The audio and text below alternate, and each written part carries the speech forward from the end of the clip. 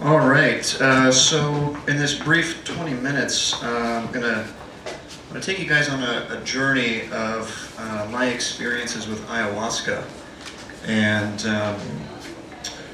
for those uninitiated, ayahuasca is the active ingredient is dimethyltryptamine, and the group that I do ayahuasca with is the Santo Daime Church, which is a syncretic religious group that uses ayahuasca as its sacrament. And what actually led me to this journey was my current studies involving ecopsychology, which deals with our connection to nature. And I asked myself the question, how do we actually connect people to nature? And of course, we can go on walks and observe the beauty of nature, but are we really connecting? And so my answer was ayahuasca. And for those of you who have taken ayahuasca, you know that it's a very profound experience that connects you to the mother, to nature. So what I'm going to do is, in this presentation, I'm going to present to you some of the visions that I've seen. Now, currently I'm doing doctoral research and studying the religious aspect of the Santo Daime Church and the sacrament itself as kind of a new healing paradigm. I haven't actually conducted the study yet, so I decided I would kind of present to you my interpretation of the images. So really what I'm going to be doing here is kind of reintroducing the Jungian Archetypes,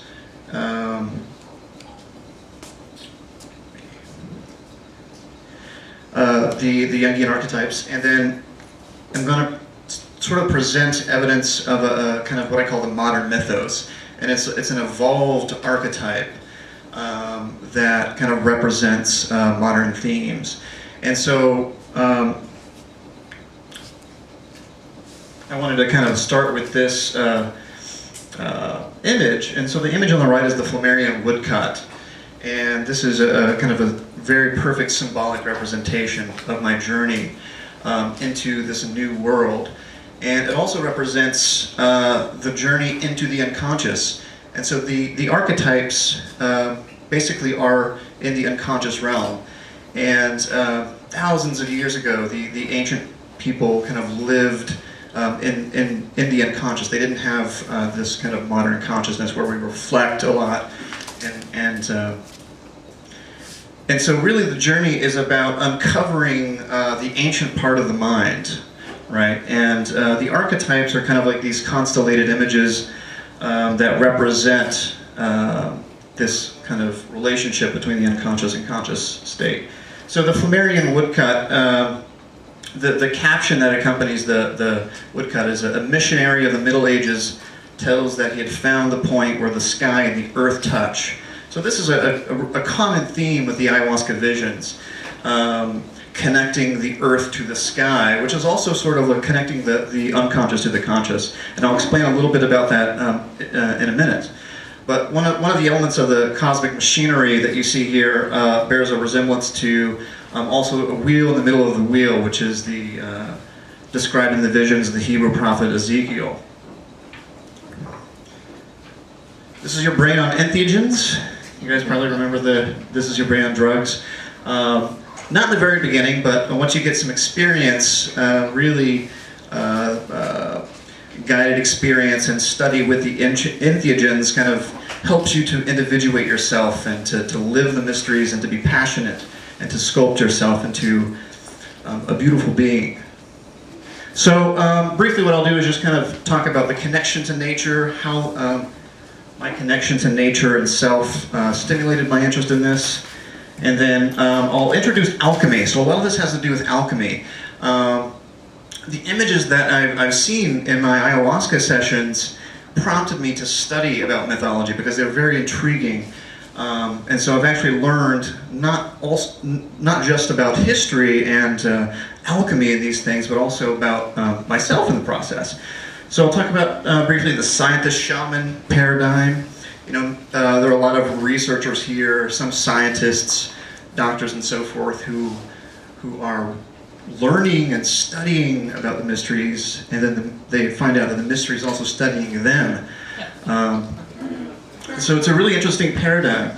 And it's sort of like a mystery school. It's like it's a source of knowledge. I'll briefly talk about that, and then I'll go into the unconscious and the complexes, the archetypes, and then what I'm going to do is just kind of briefly introduce a few archetypes, and I'll use the journey of the hero.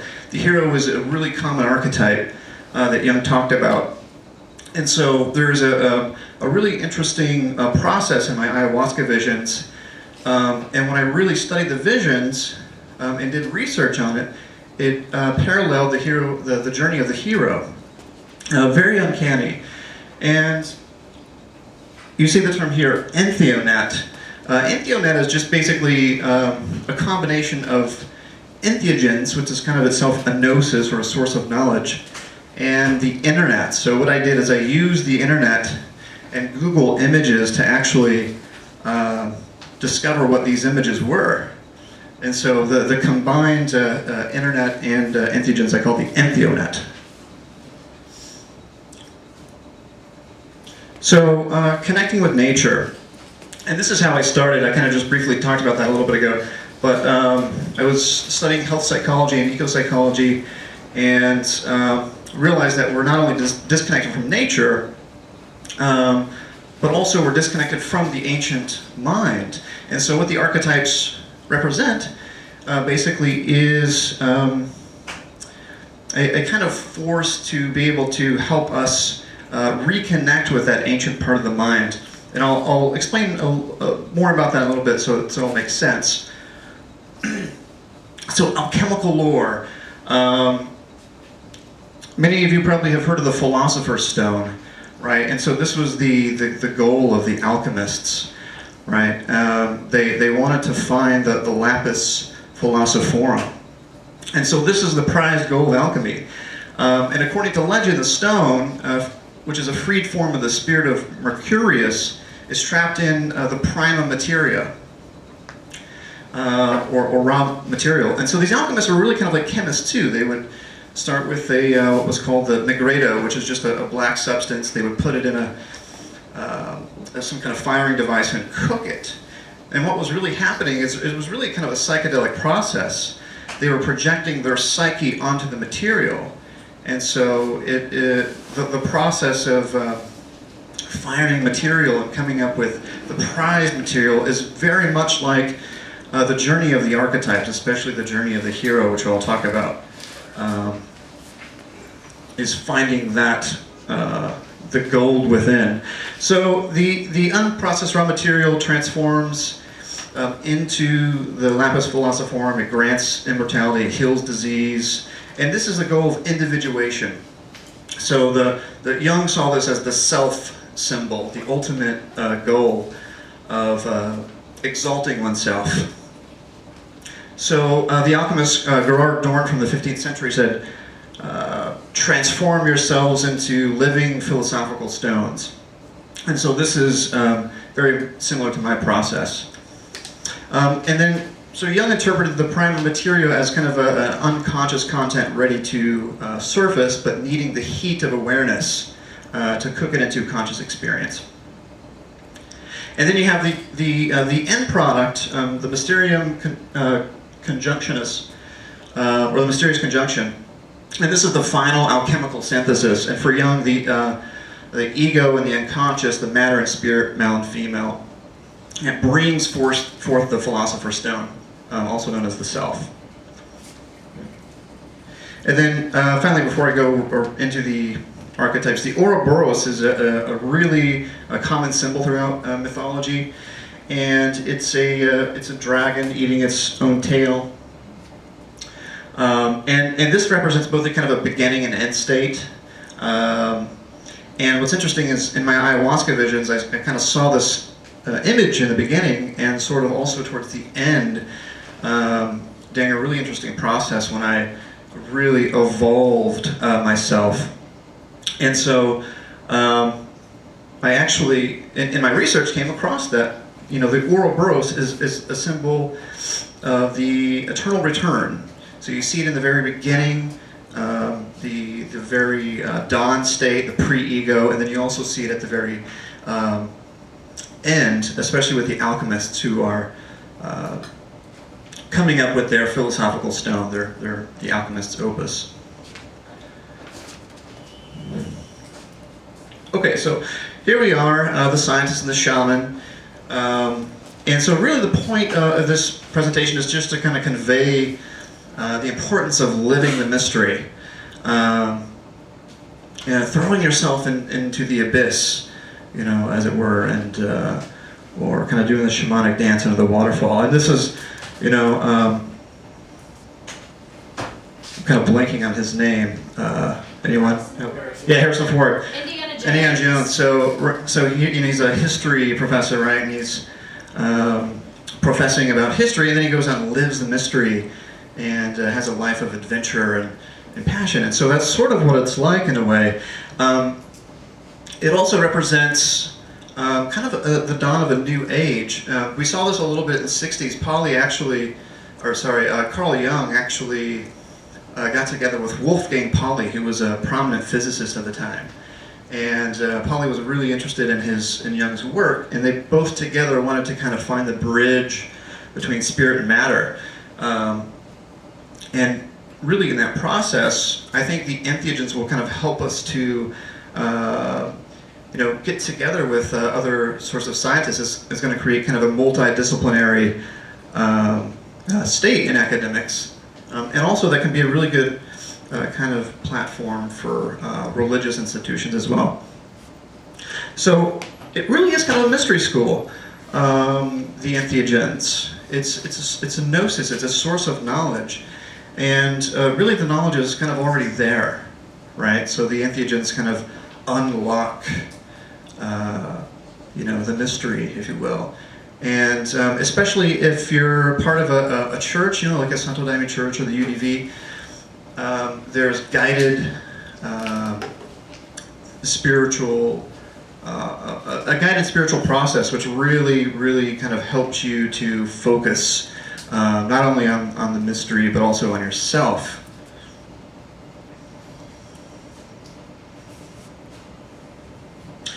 So the unconscious is, I think we all know what the unconscious is. It's the below the threshold of conscious awareness. And so here we have repressed feelings, automated skills, unacknowledged perceptions, thoughts, habits, complexes, hidden phobias, things of this nature. And it was the German philosopher Friedrich Schelling came up with the idea, but of course Freud popularized the unconscious. And then complexes are kind of basically repressed emotional themes that can cause psychological distress, symptoms of neurosis. And when we have these symbolic and archetypal experiences and images and dreams and sessions with entheogens, the archetypes represent these complexes. And they're not deliberate disguises by the unconscious. It just reflects our deficiencies in understanding the emotionally charged pictorial language. And so psychologists call this mystical participation. And this has really kind of been stripped, in the modern day age. And language is a limiting force. Krasitsky, the logician, said that the map is not the territory, meaning that language actually kind of limits our understanding of the mysteries. And so this is why the archetypes are important, because they're pictorial representations, and we can use these pictorial representations to gain a better understanding of ourselves. Okay, so now we come to the actual archetypes. And so these manifest in myths, dreams, tribal lore, isms, visions, fairy tales, scientific advances, numbers, philosophies, religions. They're everywhere. And they ultimately drive individuation. So for those of you who are uninitiated with that term, it basically just means evolving yourself, exalting yourself to your true purpose, the truth within. And so they're representations of a motif. And they can vary a great deal. The pattern is always the same. but they vary in terms of your own kind of individual complexes, the cultural complexes, and also things like technology and so forth. So archetypes, basically, they constellate in the situation of need. So, you know, for example, if early on in your childhood you were treated very poorly by your father, this develops into some sort of complex, and then in your dreams, or maybe even in an entheogenic session, these things show up as a kind of constellated symbolic representation of something that needs to change or something that needs to be integrated, representing that kind of whatever it was in your childhood that threw you off balance in the first place. So they want to, the archetypes kind of want to return to life. They want to be shaped in conscious life to pour energy outward. And so they're kind of bridges between the ego and the instinctive and collective roots. So, so some of the examples of archetypes: anima, animus, divine child, father, mother, the shadow, trickster, old man, prophet, hero, the moon. The moon is a particularly interesting one because it kind of is this ancient ball hanging in the sky. And so the 60s were really interesting too, because we wanted to go to the moon, but at the same time we wanted to discover more about ourselves. So it's a really interesting metaphor for inner and outer exploration, which the Entheogens provide. So the mother basically is everything that is in myth that is natural, ancestral connections, natural environments, and so forth. The father is kind of everything that is organized, so civilization. So you have these two kind of opposing forces. And then finally the alchemical wedding, the connuctio. This is the combining of the mother and the father, or the combining of the unconscious and the conscious state. Let me just get to the hero part, because we're running a little short on time here. Okay, so the hero. This appears in all religions, mythologies, movies, especially Hollywood movies. We see the journey of the hero. It's very pervasive. And so the essence of the hero is not bravery or nobility, but it's self-sacrifice. So the hero is one who will endure separation and hardship, for the sake of his clan, and he has to pay a price for this goal. And so the journey of the hero really is kind of a path from the ego, from the self, to a new identity, which has grown to include the experiences of the story. And so the path usually will consist of a separation from family or group to a new, unfamiliar, and challenging world.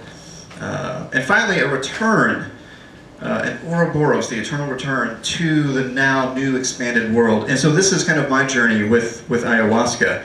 The hero has to learn in order to grow, and he has to grow in order to learn. And so the heart of the story is not the obstacles that he faces, but the new wisdom that he acquires. And this, from a mentor, from a lover, so on and so forth. So let me take you on this brief journey in the next 3 minutes. So it always begins with the Labyrinth, and sometimes it begins with David Bowie. So this is now like an indelible image in my mind. So the Labyrinth, it is kind of the beginning point of the journey for the hero, and as it was for me. And again, this is something I actually saw in my visions. I didn't learn about the journey of the hero and then compare it to my notes. This is what I saw. And so it's a maze, passages, chambers, unlocked exits, and it's the Egyptians' representation of the underworld, and it's a well-known symbol of the unconscious as well. And the thing about the Labyrinth is that it's open to other influences. So this is usually when the goblins and the demons come out. And so for those of you who have taken ayahuasca and other entheogens, you have seen this very force. You're wrestling with the demons and all these things. But this is part of the journey is learning how to deal with these things and to also incorporating them. So a lot of reptilian themes in my vision, and I like to see this as kind of a evolved archetype. It's a base archetype that represents the mentor, which is in part of the journey of the hero. And it's a really interesting, this is kind of part of the new mythos that I talk about, evolved archetypes. Now what's interesting is, on the slide I say reptilian is Philemon. So Philemon is what's known as a mana personality. It represents the self. And Carl Jung had a relationship with a mana personality that he called Philemon. And he would spend his time, painting with them, talking to him. And really it was just a conversation with his self. He was his own mentor, basically. So in my journey of the hero, I came across this reptilian, who I also call Philemon. And a really interesting thing about the part of the journey is a role of mentor is to equip the hero with gifts. And so in my visions, Philemon said, "Hey, I'm gonna hook you up with this really cool technology. I'm gonna retrofit your brain with all this stuff." And so that was just kind of a really interesting metaphor, really, because it represents again the self. It's like something that I already have. I just need to kind of manifest it somehow. So the Philemon figure really represents superior insight, I think, and it's part of the journey to let the true self tell our normal self in the real world, "Hey, you have some gifts here. You need to manifest them." Now, I think it's really interesting that it's a reptilian because the reptilian represents this kind of ancient force, right? So the unconscious, if you're a neurobiologist, you know that the unconscious resides in the R complex, which is the reptilian complex. So it's a representation of this ancient unconscious state trying to come out and create a bridge to consciousness. Okay, so let me move on here. There's also the Threshold Guardian. In my visions, it was Golem, who is this kind of anthropomorphic being from Jewish folklore. One example in movies is the Cowardly Lion. So the role of the Threshold Guardian is to just kind of test your mettle and kind of prepare you for what is ahead. And they end up just kind of coming along with you in the journey. And so that was kind of my experience as well. And then there's always a herald, a kind of fanfare, the trumpets that blow and say, "All right, it's time to, the battle is on." And so for me, the herald, basically the role of the herald again is to announce the challenge which begins the hero in his journey. So for me, it was this kind of a ship sailing off, and there were all, spaceships hanging out and stuff like that. And also there was an interesting vision of being separated from my mother. And so the hero, before he goes into battle, separates himself from the mother. From the womb to the tomb, but really the tomb is just a mile marker representing a rebirth. So the Shapeshifter, for me, usually shows up as this really hot alien warrior babe who wants to have a tryst in the Jovian system. And the Shapeshifter is kind of difficult to understand, but because its loyalties are kind of uncertain. But usually it's a person of the opposite sex, usually the hero's romantic interest.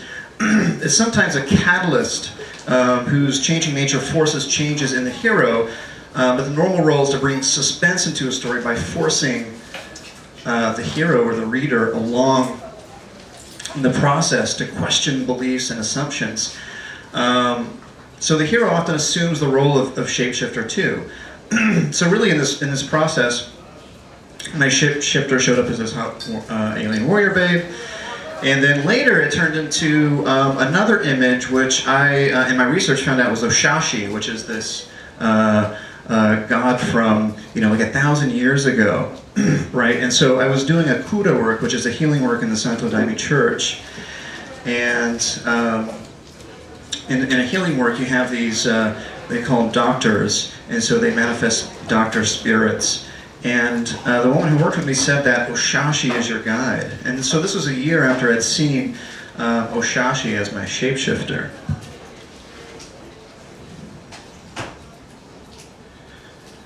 And then we have the shadow. What's really interesting about the shadow is a shadow is just kind of like, I guess you could say in movies, it's the villain. And often the hero in the story or the movie is battling with the villain. Something doesn't work out, they get captured, defeated, and the hero realizes that he has to incorporate the power and the aspects of the shadow to overcome the shadow. And so in the archetypal realm, what this represents is integrating these aspects. So perhaps there's something about yourself that you need to change. Addiction is a really good example. The reason most addiction programs don't work is because they try to extinguish the addiction, but really there is a force, a power, maybe a gift that needs to be transformed in a more positive direction. So this is what the shadow really represents in this journey. How am I doing on time? Okay. 5 minutes? Okay, and then the trickster is kind of a clown, a mischief maker. He provides the comedy relief that a story often needs. What I learned in my journeys with ayahuasca is that you kind of have to pay your dues beforehand, because often what happens is you're faced with, it could be repressed traumas, it could be negative behaviors. A lot of these things come up at you full force, so right in your face. And so, and this is usually constellated as the trickster archetype. And so what I found is that before a session, I think James Fadiman will talk about this today, in preparing for the session, but basically just kind of thinking about, these themes, repressed traumas, behaviors that you're not proud of, whatever it is, I kind of liken it to paying your dues. So like if you go to the carnival and you get the wristband, you can just like ride all the rides without having to deal with the carny. So the carny is kind of like the trickster in my journey. Now there's a really interesting myth that I found in my research about the trickster, and it comes from the Ashaninka. And this is a representation in the middle of Avirert. So the Ashaninka believe that Avirert is the most powerful of all Manichari. The Manichari, those who are hidden. He's the great transformer. And he also has a twin sister, so they're trickster twins. He goes to a party, gets drunk on manioc beer. His sister plays a prank on him, throws him down a hole, and then so his sister throws down a vine. It's not strong enough to pull him up, and so then he turns his sister into a tree. And so in this process, he takes a journey through the underworld to a place called the River's End. And what's really interesting about this is that the very things that this myth talks about were in my visions, and it was just completely uncanny. And it was in this work that I came up with the idea for my book, The Night of Darkwood, which I'll show you a slide at the end, which talks about this process. But the most important aspect of that too is the vine, is the representation of the connecting Earth with heaven, the chthonic forces with the cosmic forces, Enoteika, as they call it. Okay, so the Entheo Net. I just kind of introduced this briefly at the beginning of this presentation. The internet is in itself kind of a feminizing force. It's psychedelic in a way that it dissolves boundaries. Entheogens dissolve boundaries. They connect people, but also it's the images. There are just so many images on the internet. The internet has been really useful for me in actually trying to find the meaning behind all these archetypal images. So the Entheo Net is a combination of entheogens with the internet. It's kind of like moving from the Dewey Decimal System to a more evolved form. So it's like a reciprocal instrument. It's both a microscope and a telescope, if you will. It's kind of a shared cognitive tool. And really, in this new modern environment with the internet and also with the use of entheogens, we're seeing this process of alchemy, where we're like alchemists in a way. And so we're on this search for the Lapis Philosophorum, you know, the mystic atom, the Sophic hydrolith, the eschaton, the transcendental object at the end of time. So the new, the Venus, is it time? The Venus of Willendorf is the motherboard now. Okay, so basically the archetypes connect us to nature and the self, to the mother and the father, in this kind of holy union. Mythology and alchemy represent this process throughout history. So, you know, I challenge you to, in your sessions, with whatever you're taking, is to really study, examine your conscience, and examine the mysteries, and live the mysteries. You know, it's just one thing before I end. You know, Carl Jung was so knowledgeable about these mysteries that sometimes a patient would come to him and say, "Oh, I'm freaking out. I just had this dream where I was sacrificing a child." And he's like, "You know what? Here's you know, he would bring out some book and it would show this very vision." So when you understand mythology, you kind of understand more about yourself and also human beings. So entheogens are a source of gnosis and a mystery school. And the benefits are numerous. You know, shared culture, drug treatment, education, therapy, and so forth. So, be like the hero. Throw yourself into the mysteries. Do the shamanic dance under the waterfall. And this is individuation. It's happiness. It's kind of a new healing paradigm. And that's all I have. Thank you.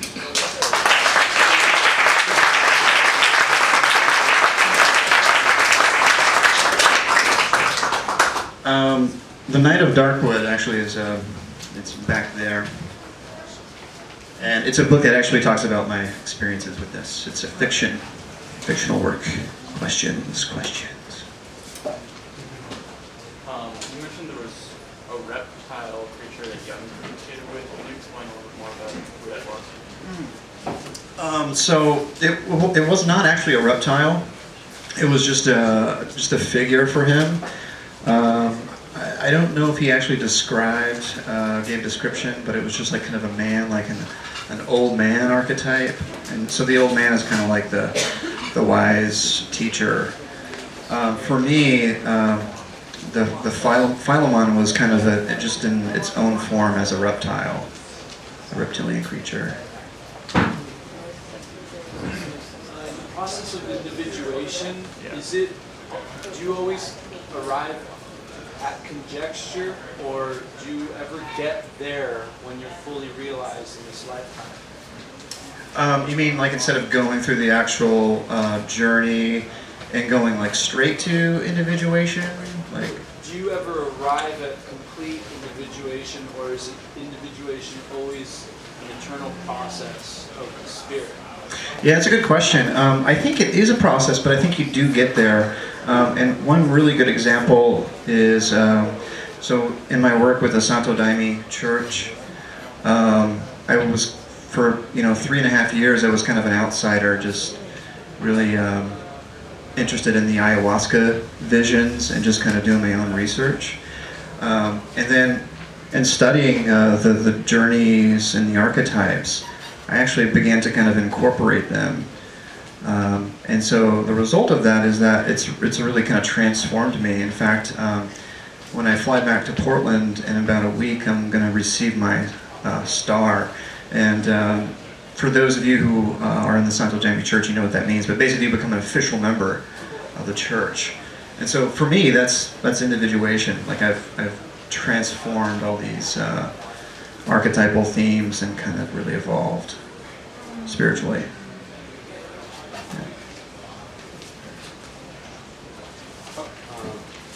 Yeah. In the specific experience, how do you determine when you're working with archetypal mythological theme as opposite to whatever your own material that you're dealing with, processing?